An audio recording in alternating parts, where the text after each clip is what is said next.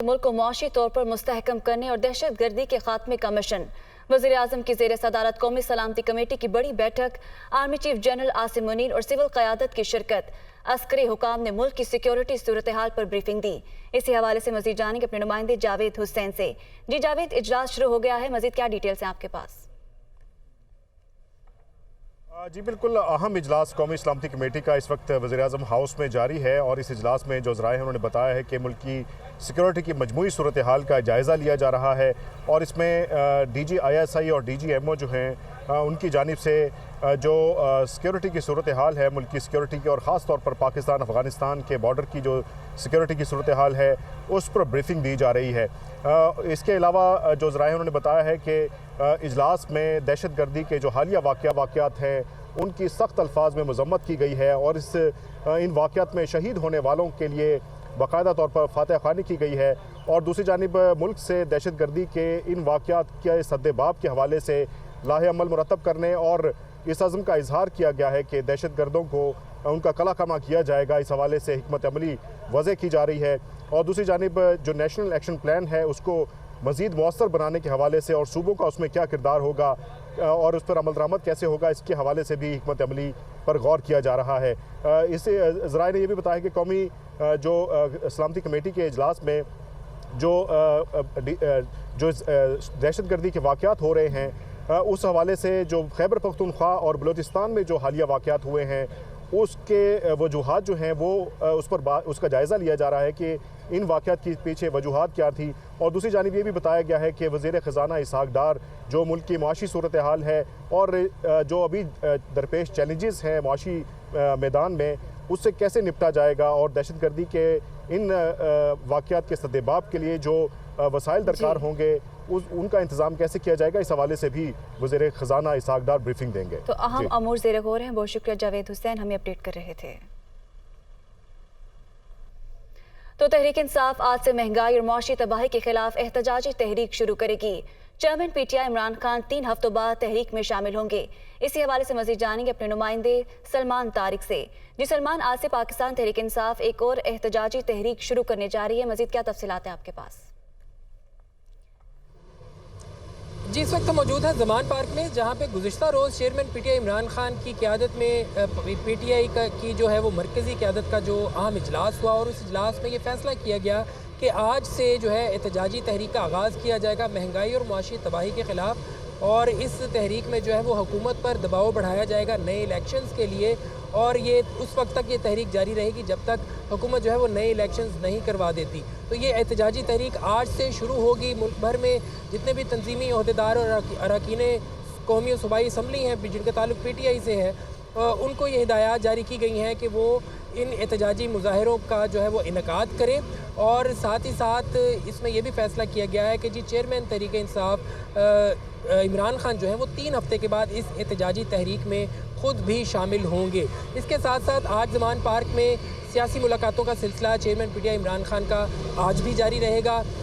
PTI के जो लीडरान हैं उनकी मुलाकात होगी इमरान खान से और इन मुलाकातों में जो है वो एक तो कौमी असम्बली में इस्तीफ़ों का मामला, एहतजाजी तहरीक जिसका आज से आगाज़ हो रहा है, इस हवाले से मज़ीद लाए अमल और इसके ऊपर जो प्लान मज़ीद जो बनाया गया है उस पर मुशावरत होगी और साथ ही साथ पंजाब असम्बली का जो मामला है एतमाद के वोट का और असम्बलियों की तहलील का उस पर भी तफसीली मुशावरत आज पार्टी रहनुमाओं से मुलाकात में इमरान खान करेंगे। जी, तो मुल्क भर में एहतजाजी तहरीक होगी। पाकिस्तान तहरीक इंसाफ की जानिब से बहुत शुक्रिया सलमान तारिक, हमें तमाम तर सूरत हाल से आगाह कर रहे थे।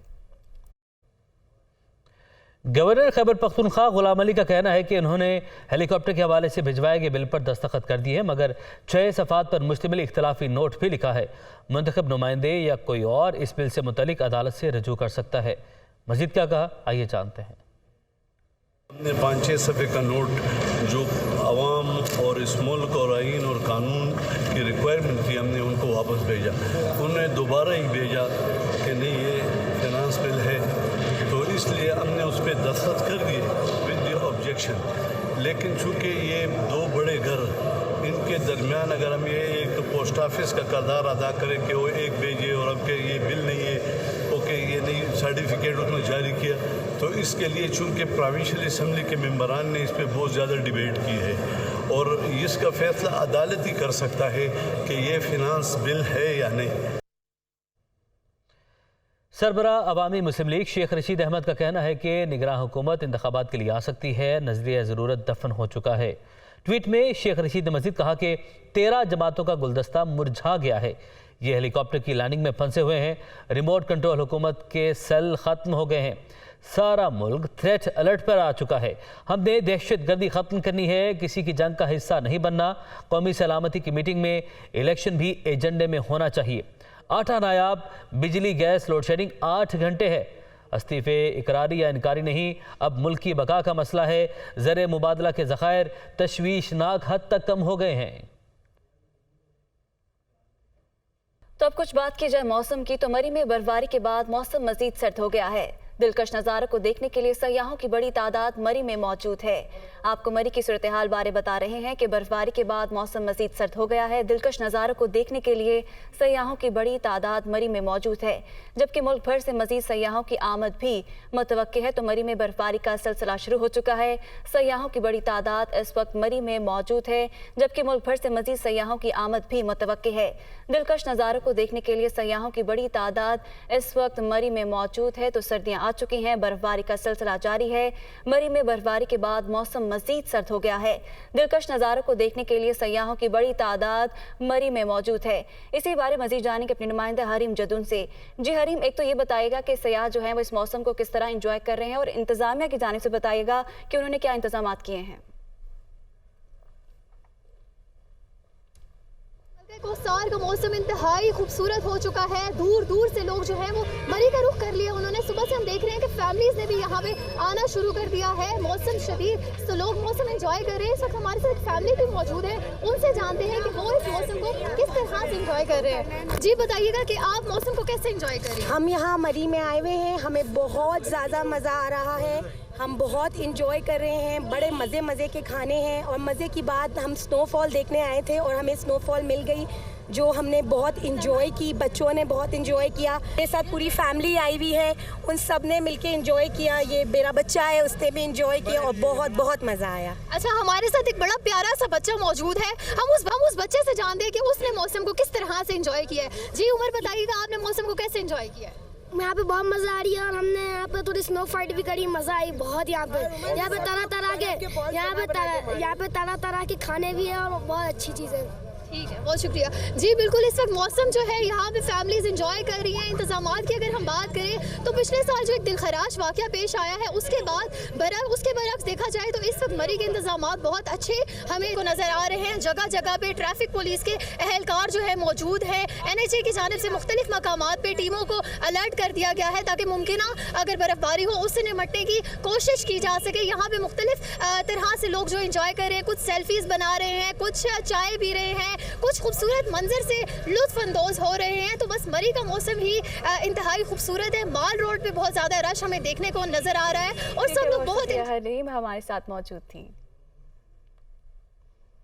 تو پاک چائنا بارڈر اس کے مضافاتی علاقوں میں برفباری کے بعد سردی کی شدت میں اضافہ ہو گیا، کم سے کم درجہ حرارت -20 ریکارڈ کیا گیا ہے۔ اسی بارے مزید جانیں گے اپنے نمائندہ احمد اللہ بیگ سے۔ جی احمد، آگاہ کیجیے گا۔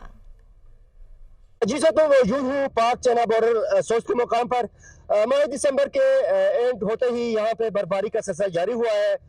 اس وقت یہاں اگر موسم کی بات کی جائے تو دن کے وقت یہاں پہ -10 ڈگری تک پہنچتا ہے سردی کی شدت میں، اور رات کے وقت تقریباً 12 ڈگری سینٹی گریڈ تک پہنچ جاتی ہے۔ اس وقت سوچ بارڈر میں اور اس کے مضافات میں برفباری ہو چکا ہے، سردی کی شدت میں بھی اضافہ ہوا ہے، لوگ اس سردی سے لطف اندوز ہو رہے ہیں۔ اس وقت میں مین بازار سوچ میں موجود ہوں، خنجراب ٹاپ پہ بھی برفباری کا سلسلہ جاری ہے اور سردی کی شدت میں بھی اضافہ ہوا ہے۔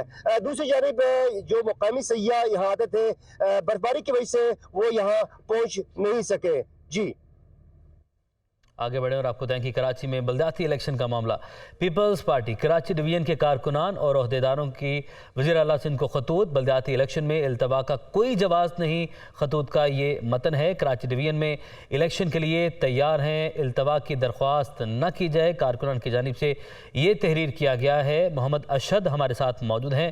اشد، کارکنان کچھ اور کہہ رہے ہیں جبکہ قیادت کچھ اور کہہ رہی ہے۔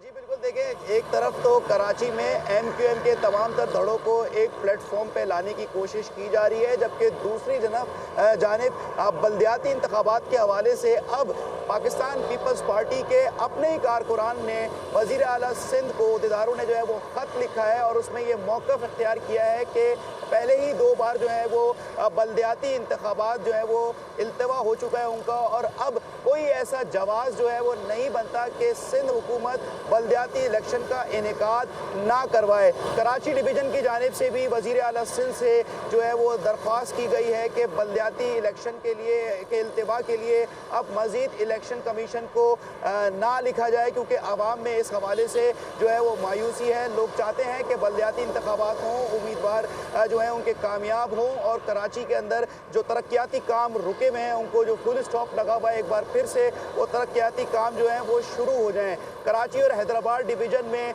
15 जनवरी को बल्दियाती इंतखाबात जो हैं वो शेड्यूल हैं, लेकिन जो इस्लामाबाद में जो बल्दियाती इंतखाबात का जो इल्तवा की हवाले से जो इल्तवा हुआ है, अब उसी तनाजुर में कराची के बल्दियाती इंतखाबात को भी देखा जा रहा था कि शायद कराची के बल्दियाती इंतखाबात भी इसी तरह से इल्तवा का शिकार हो सकते हैं। लेकिन अब पीपल्स पार्टी के अपने ही अंदर से ये आवाज़ें आ रही हैं, जो कराची डिवीज़न है उन्होंने वज़ीर आला सिंध से दरख्वास्त की है कि बाकायदा तौर पे अब इलेक्शन कमीशन को बल्दियाती इंतखाबात के इल्तवा के लिए ना बोला जाए, क्योंकि अब इस तरह का कोई भी ऐसा जवाब नहीं है जो सिंध हुकूमत। ठीक है, आपने हमें अपडेट किया अर्शद, आपका बहुत शुक्रिया।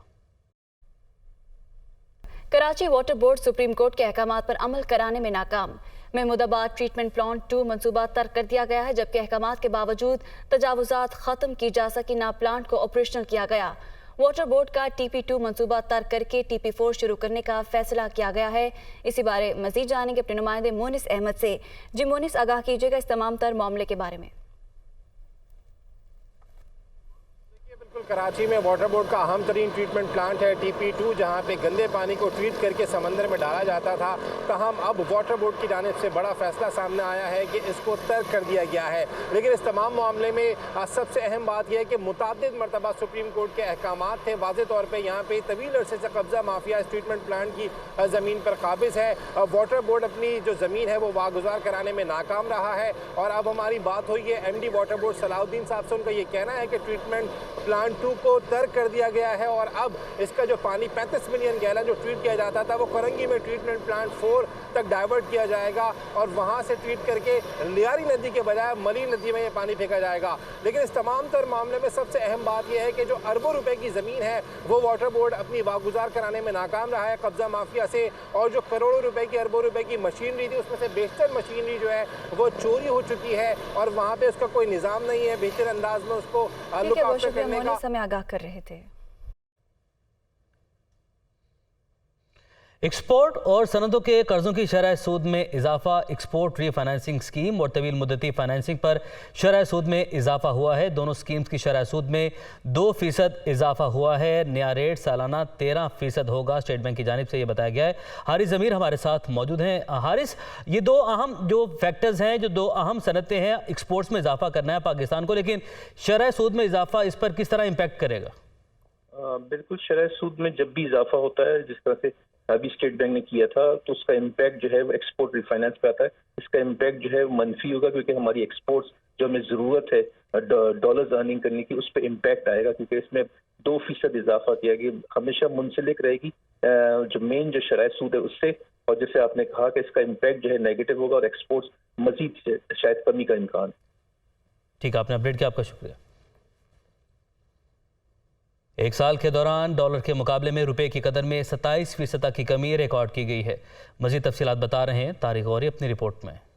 साल 2022 में रुपए की ऐसी बेकदरी हुई जिसने माजी के तमाम रिकॉर्ड तोड़ डाले। 176 रुपए में ट्रेड होने वाला डॉलर इस वक्त इंटरबैंक में 224 रुपए से ऊपर ट्रेड होने लगा, जिसके बाइस बैरूनी कर्जों के बोझ में 6048 अरब रुपए तक का इजाफा हो गया। रवां बरस 28 जुलाई को इंटरबैंक में डॉलर तारीख की बुलंद तरीन सतह 242 रुपए पर बंद हुआ था। एक तरफ जहाँ डॉलर की कीमत में इजाफा हुआ, वहीं इसकी दस्तियाबी भी मुश्किल हो गई। दरामद कुरिंदगान पोर्ट से माल क्लियर कराने के लिए बैंकों के चक्कर लगा रहे हैं। दूसरी जानिब ओपन मार्केट और इंटरबैंक का फर्क भी काफी हद तक बढ़ चुका है। सबसे पहली वजह तो मैं समझता हूँ कि जो पॉलिटिकल अनसर्टेनिटी है वो है, اس کے ساتھ ساتھ جو ہمارے فائنینشیل فگرز ہیں وہ اس کے ساتھ لنک کرتے ہیں اور وہ اوپر نیچے ہو رہے ہیں. ہماری ریمیٹنسز جو اوورسیز کی ہیں وہ ہر مہینے 10 سے 12% کم ہو رہی ہیں. ہماری فورن ڈائریکٹ انویسٹمنٹ ختم ہو گئی ہے تقریباً. پھر روشن ڈیجیٹل اکاؤنٹ جو بہت اچھا گرو کر رہا تھا لاسٹ 3-4 ایئر سے، اس کے اندر سے بہت سارے فنڈز نکل کے چلے گئے ہیں واپس. اس کے ساتھ ساتھ ہماری ایکسپورٹ بھی کچھ گری ہے. اس وقت الارمنگ سچویشن ہے ہمارے یہاں. یہاں سوال یہ پیدا ہوتا ہے کہ موجودہ حالات کو دیکھتے ہوئے نئے سال میں بھی کیا روپے کی قدر میں مزید کمی دیکھی جا سکتی ہے؟ PKR ڈالر پیرٹی مزید خراب ہو سکتی ہے، اور آلریڈی اس وقت ہمارا جو انٹر بینک کا ریٹ ہے وہ تقریباً ایک آرٹیفیشل ریٹ رہ گیا ہے. جو ڈفرینس ہے انٹر بینک کا اور اوپن مارکیٹ کا، یہ بہت بڑی وجہ ہے جس کی وجہ سے اگر کوئی فورن انویسٹر یا local Pakistani overseas investor Pakistan میں ریئل اسٹیٹ میں یا کہیں پورٹ فولیو انویسٹمنٹ کرنا چاہے تو وہ نہیں کرے گا. ڈالر کا انفلو ہو جاتا ہے کسی لون کی شکل میں اور ہلکی پھلکی امپورٹ کھلتی ہے تو یہ ڈالر کا ریٹ مزید بڑھ سکتا ہے. روپیہ کمزور ہونے سے ایک سال کے دوران درآمدی اشیاء جس میں کھانے کا تیل، دالیں، موبائل فونز، موٹر سائیکلیں، گاڑیاں، پیٹرولیم مصنوعات اور دیگر اشیاء بھی مہنگی ہو گئیں. معاشی تجزیہ کاروں کے مطابق برآمدات، ترسیلات زر اور بیرونی سرمایہ کاری میں کمی کے باعث روپے کی قدر میں مسلسل کمی ہو رہی ہے. اگر حکومت اس حوالے سے جامع حکمت عملی تیار کرے تو آئندہ آنے والے سال میں روپے کی قدر میں اضافہ بھی دیکھنے میں آ سکتا ہے. کیمرامین علی امام کے ساتھ طارق غوری، دنیا نیوز، کراچی. سال 2022 ملک کی صنعت کے لیے بدترین رہا. برآمدات میں ریکارڈ کمی ہوئی. فیصل آباد میں انڈسٹری کے سینکڑوں یونٹ بند ہونے سے ہزاروں مزدور بے روزگار ہو گئے. نیم کیسر کی رپورٹ دیکھیے. 2022 سیاسی ہنگامہ خیزی کا سال جس نے معیشت کو بھی بری طرح متاثر کیا. 2021 میں ٹیکسٹائل برآمدات 15 ارب 39 کروڑ ڈالر سے زیادہ رہی. اس سال سیاسی بے یقینی، بجلی کی قیمت، روپے کی بے قدری نے پچھلے سال کی کارکردگی کو بھی روند ڈالا. رواں مالی سال کے پہلے 5 ماہ میں ٹیکسٹائل ایکسپورٹس میں 5.1% کمی ریکارڈ کی گئی. 2021 میں جولائی سے نومبر تک برآمدات 7 ارب 76 کروڑ ڈالر سے زیادہ تھیں، جو 2022 میں اسی دورانیہ میں 7 ارب 36 کروڑ ڈالر رہ گئیں. صنعت کار ان حالات سے پریشان ہیں. صرف نومبر میں گزشتہ سال کی نسبت ایکسپورٹ میں 18% تک کی کمی آئی ہے. کاروباری حالات ناسازگار ہونے پر صرف فیصل آباد میں 70% سپننگ، 50% پروسیسنگ اور 70% امبرائڈری یونٹ بند ہو چکے ہیں. 18% جو نیگیٹو گروتھ ہے اس ٹائم پہ پاکستان کی انڈسٹری کے پاس، ٹیکسٹائل انڈسٹری کے پاس بیرونی منڈیوں سے آرڈرز نہیں ہیں. اس کے پیچھے سب سے بڑی ریزن کہ کسٹمر کا جو ٹرسٹ ہے وہ شیک ہو چکا ہے، اور کسٹمر ڈیمانڈ یہ کرتا ہے کہ آپ کے ملک میں سٹیبلٹی نہیں ہے. جب تک آپ کے ہاں سیاسی سٹیبلٹی نہیں آئے گی، آپ کے معاشی سٹیبلٹی نہیں ہوگی. جب تک آپ کی پراپر گورنمنٹ نہیں ہوگی، آپ پہ نہ بائر اعتبار کرے گا نہ سیلر اعتبار کرے گا. بدترین صنعتی بحران میں جو یونٹ اب بھی کام کر رہے ہیں انہوں نے آرڈرز کم ہونے پر پیداوار کم کر کے ملازموں کو برخاست کرنا شروع کر دیا ہے. 5 لاکھ کے قریب آپ کا جو مزدور ہے انمپلائمنٹ ہو چکا ہے، اور آنے والے وقتوں میں اگر یہ نہ ہوا جنوری میں، مجھے جو نظر آ رہا ہے یہ 1 ملین کے قریب چلے جانا ہے. پہلے 1600-1800 بندہ کام کرتا تھا، اب 150 بندہ کام کر رہا ہے. اور سب سے بڑا جو نقصان ہوا، نہ تو وہ ٹائم لگتا ہے نہ پیمنٹ ٹائم سے ملتی ہے. ایکسپورٹرز کا کہنا ہے کہ غیر ملکی کسٹمرز پاکستان میں معاشی حالات کے پیش نظر بنگلہ دیش، بھارت اور دیگر ایشین ملکوں کی طرف رجوع کر رہے ہیں. زر مبادلہ کی کمی کے شکار پاکستان کو معاشی سہارے کی ضرورت ہے، اور معیشت میں بہتری کے لیے صنعتوں کے لیے سازگار ماحول اور سیاسی استحکام لازم ہے.